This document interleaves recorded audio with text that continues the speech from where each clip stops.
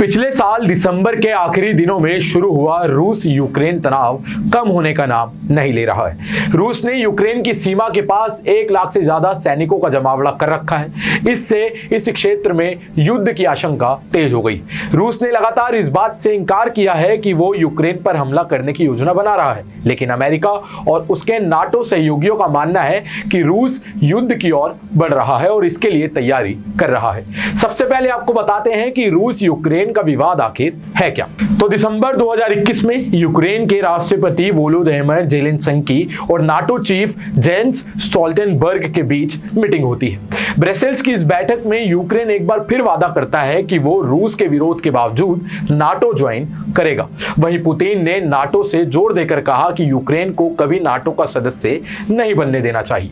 अब सवाल यहां यह उठता है कि रूस यूक्रेन के नाटो का सदस्य बनने का विरोध आखिर क्यों कर रहा है।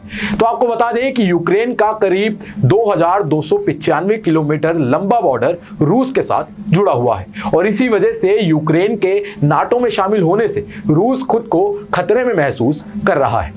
नाटो देशों पर ठने इस पूरे विवाद ने एक नई युद्ध की संभावना को जन्म दे दिया है, जिसमें एक से ज्यादा देश भाग ले सकते हैं। रूस ने यूक्रेन से लगी 450 किलोमीटर लंबी अंतरराष्ट्रीय सीमा में अपने 1,25,000 सैनिकों को तैनात किया है। इन जवानों को यूक्रेन की पूर्वी और उत्तर पूर्वी सीमा पर तैनात किया गया है।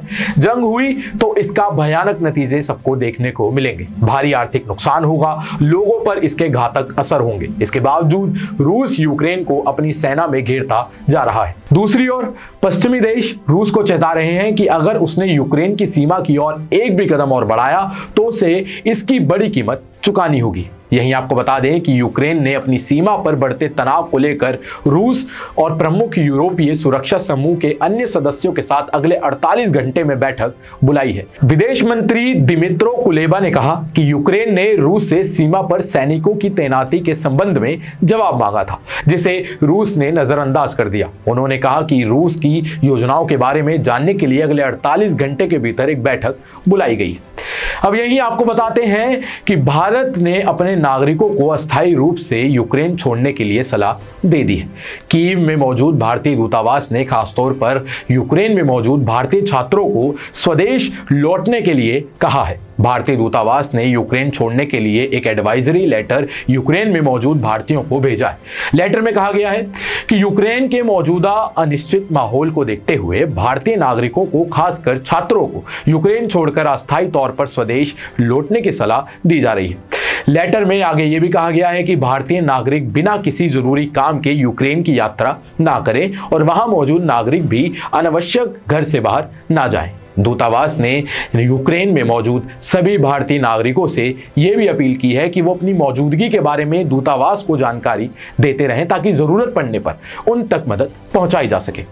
इसमें कहा गया है कि भारतीय दूतावास अपने नागरिकों की मदद करने के लिए यूक्रेन में अपना सामान्य कामकाज जारी रखेगा। आपको बता दें कि पूर्वी यूरोप में इस विवाद के कारण युद्ध होने की संभावना के बीच यूक्रेन में इंजीनियरिंग और मेडिकल की पढ़ाई कर रहे 20,000 भारतीय छात्र परेशानी में पड़ गए हैं। इनमें से ज्यादातर छात्र आंध्र प्रदेश, तेलंगाना, केरल, पंजाब और राजस्थान से। इन छात्रों को वापस भारत लाने के लिए दिल्ली स्थित राष्ट्रपति सचिवालय में याचिका भी दायर करा दी गई। वहीं रूस यूक्रेन विवाद पर भारत का न्यूट्रल रवैया है, जिसके चलते भारत ने यूएन सिक्योरिटी काउंसिल में यूक्रेन मामले को लेकर रूस के खिलाफ अमेरिकी प्रस्ताव पर मतदान से खुद को अलग रख दिया है। इसके साथ ही भारत ने शांतिपूर्ण बातचीत के जरिए तनाव को तत्काल कम करने की अपील की है। यूएन में भारत के स्थायी प्रतिनिधि टी.एस. तिरुमूर्ति ने स्पष्ट किया कि भारत का हित एक ऐसा समाधान खोजने में है जो सभी देशों के वैध सुरक्षा हितों को ध्यान में रखते हुए शांति की स्थापना करे। और यूक्रेन मामले में रूस पर कड़े प्रतिबंध लगाने की पश्चिमी देशों की धमकियों के बीच भारत ने यह स्पष्ट कह दिया है कि वो रूस के खिलाफ कभी भी आर्थिक प्रतिबंध का पक्षधार नहीं होगा। आज की वीडियो में महज इतना ही। आप देख रहे थे ग्लोबल नाउ 24/7। वीडियो को लाइक करें, शेयर करें और चैनल को सब्सक्राइब करना ना भूलें। मैं तुषार, धन्यवाद।